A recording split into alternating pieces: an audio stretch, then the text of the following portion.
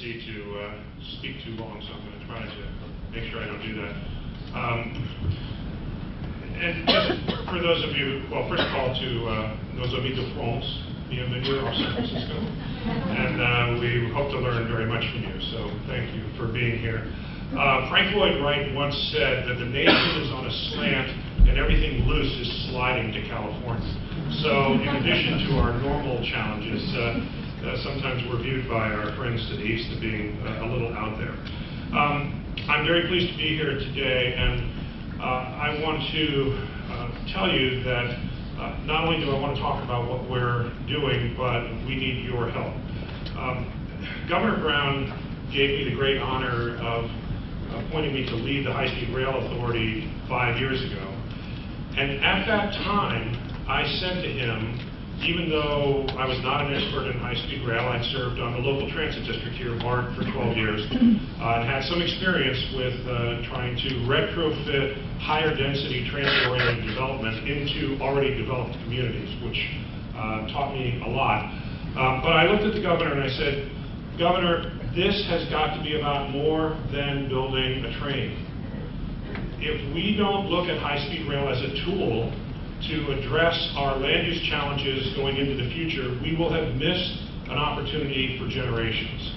And I just want you to know that, sir, because I intend to work in that area, and it's probably going to ruffle some feathers because land use issues like that always do. But this governor, of course, is a world leader in pushing policies to protect us from the ravages of climate change. And he intends and is acting to have California on the forefront of that. Now, in another part of my life, I work on energy issues. And so here's an interesting fact for you.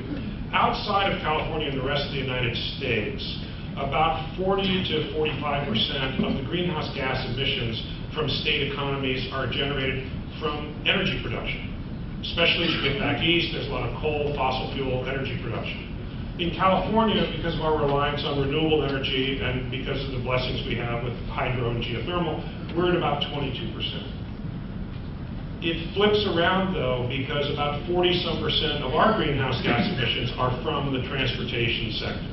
We simply will not be able to achieve our climate protection goals without addressing transportation energy emissions. And that means not only electric vehicles, but electric transportation systems and more effective transportation systems. So the electrification of transportation in California is the most important way that we combat climate change. In that context, high-speed rail, in addition to what Kate said before, the need to just be able to have mobility for people when we have 50 million people. I mean, think about it this way. In effect, the state of New York is going to pick up and move to California by the middle of this century. We're hoping it's not actual New Yorkers, but that's the challenge that we face. Basically, to build an infrastructure that accommodates the state of New York or the state of Ohio coming to California in the next 4 decades. That is not a small challenge. And to do it in a way that meets sustainability goals. Now, I could spend all my time reflecting on the things that Robert talked about, and actually I'd like to spend time with you. Because when I first got on this, I started to try to read and reflect and understand this, I actually came across studies that were very daunting to me that said, in other contexts, most of the benefits of high-speed rail are in the end-use cities, in the big cities. But part of what we're trying to do is we're trying to address the central part of California, and we get asked all the time, how come you're not just building a straight line from Los Angeles to San Francisco? And that is because my predecessors who put this measure on the ballot said specifically the purpose of the high-speed rail system in California is to connect the economic regions of our state. And we have faced tremendous underinvestment in the Central Valley in California. And the other things that many of the people in this room know, but maybe not everybody, 3 of the 5 most impoverished regions in the United States are in the Central Valley in California. 3 of the 5 most impoverished regions are sitting underneath the fabulous wealth of our agricultural sector. 3 of the 5 worst air quality districts in the United States are in the Central Valley in California. 21% of the children in the Central Valley have asthma. If you go home and reflect on that and feel like we shouldn't be doing things, you need to look in the mirror. So, and the Central Valley of California was once described by The Economist magazine as Appalachia west of the Mississippi, but they then went on to point out that Appalachia actually had more economic diversity in its base than the Central Valley does. So we have all these challenges that I think Bob laid out very well. But on the other hand, I think we have some opportunities to do something about this, and I'm very committed to this. So I was asked one time, what do you think the biggest challenge is with high-speed rail? Is it the money? Is it this or that? And I said, you know, as I reflect on this, the biggest challenge of high-speed rail, the thing that really keeps me up at night, is if we do it wrong. Every technology is a tool. Every tool can be used for good or can be used for harm. A hammer can be at home. A hammer can be used to create bodily injury that's grievous. A high-speed rail system can be a revitalization tool. It can be a tool as a magnet to concentrate development in a sustainable way. We won't stop all of the suburbanization and the gobbling up of ag land in the Central Valley, but we can provide a counterweight to it. And we can certainly be in a better position than we were. Or we can find wealthy people in the Bay Area saying, hey, I can get a 5-acre ranchette in the Central Valley and I can be to work in 35 minutes. That would not be the outcome that we want to see. So I have no illusions that if we don't do this right, high-speed rail can be sprawl-inducing in the way that Bob just talked about, which means we have to be committed to get it right. And to be committed to get it right means two things. We have to know what we're doing, and we have to act. And the first part, with all the people in this room, is easier than the second part. Because I know from my experience in local government that the pressures for development on cheap land are enormous. And those pressures come with political contributions to local decision makers and political opposition to those who don't go along. I understand that. I also understand that trying to have statewide level land use control is a huge conflict waiting to happen. So what that means is we have to have carrots and we have to have sticks. We have to partner with local communities, we have to work with them, we have to bring things to them to help them with their planning and to help them with their implementation. Since somebody once described the late Tom Graff, a noted environmentalist in California, as a guy who believed carrots and sticks and would beat you to death with carrot. So I intend to do that as well. So let me just say quickly what it is we are doing.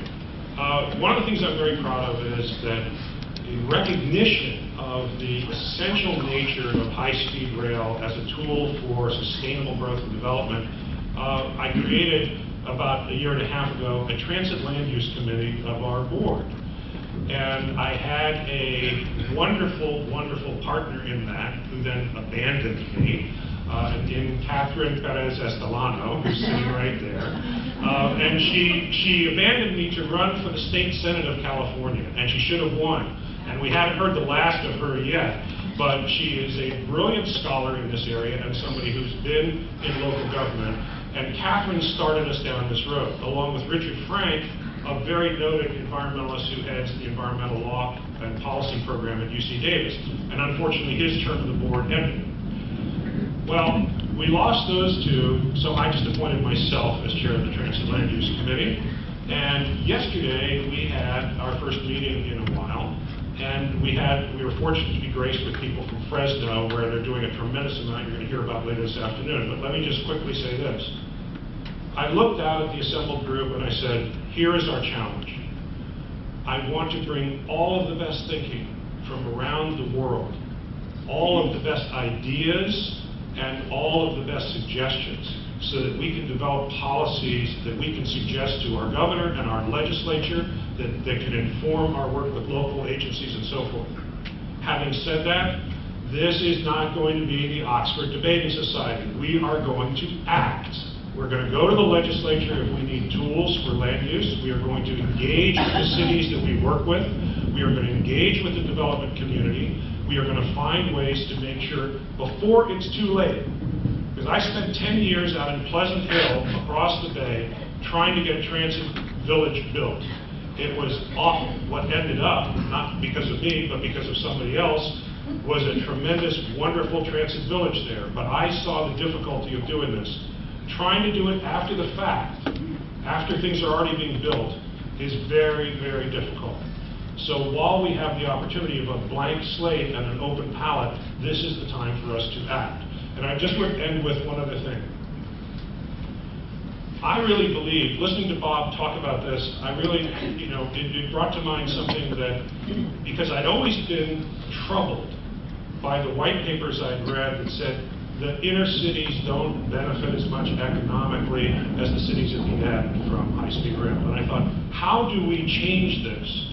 So one of the things that I think is really exciting, and this is just one example of how we change this, is because America has not yet built high-speed rail, because what we're building will be the first high-speed rail system in the United States, in the Central Valley, in talking to education leaders there, I said, think about it this way.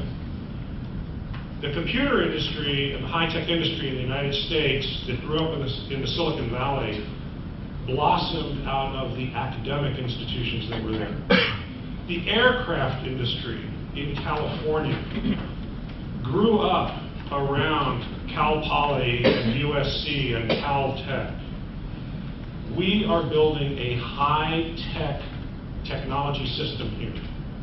And this will be the first place in America. Trains will be built, they'll be tested, they will run. We will need support systems, there'll be electronics, there'll be control systems, there'll be aerodynamic advances, acoustical advances, all of that. Your universities in the Central Valley, at CSU Bakersfield and Fresno and UC Merced, should be starting now to train the engineers and the young people who can start the new businesses that can build up around this new industry to create a whole new economic base in the valley apart from just agriculture.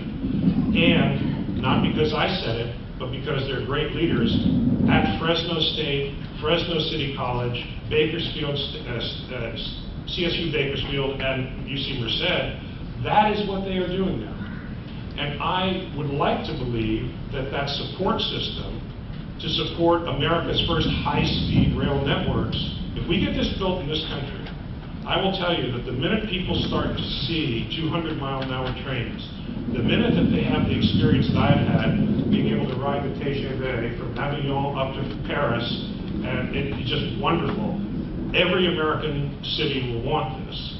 And where we start in California, we can also create the technology and economic base that can support that, and it's my hope that that helps revitalize Fresno and Bakersfield and these other cities that might on the natural be left out. So I apologize for going on a little too long. We need your help.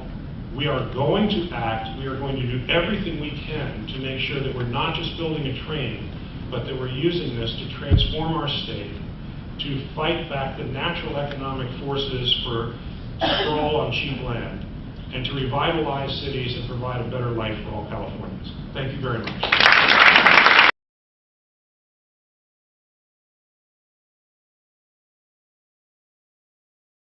About that, because I certainly have less academic and intellectual grounding in this subject than my colleagues on the panel, but I got a good sense of this yesterday when we had our Transit Land Use Committee meeting, because intuitively, one of the things that I've asked our staff to develop for us, just to let you know that I'm not afraid to dive into shark-infested waters, is I said, you know what?